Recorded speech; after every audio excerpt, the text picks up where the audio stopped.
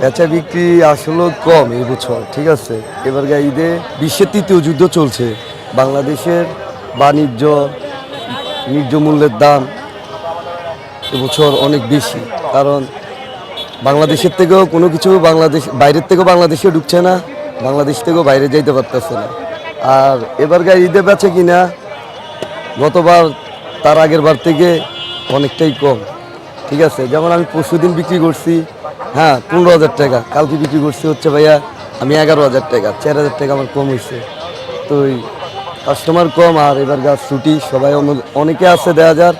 আমরা যেমন হকার, যেমন আমরা ঢাকাতে দোকানদারি করি, আমরা যাই চান্দাতে, আমরাও টাকা পয়সা পাঠাই দিই, দেশে সবাই কেনাকাটা করে নেয়। অনেকে চিন্তা করে যে ছুটি যেহেতু পাইছি সরকারি, এবার কিন্তু সরকারি ছুটি কিন্তু 7 দিন, 7 দিন দেওয়ার কারণে অনেকে চিন্তা করে দেশে যাবে প্রিয়জন সাথী নিয়ে, হ্যাঁ, পরিবার আত্মীয় স্বজন নিয়ে, সবার জন্য দেশের থেকে কিনে। তো এবছর ঢাকাতে বেচে কিনা ভাই খুবই কম, আমি আমার জায়গার থেকে দেখতেছি।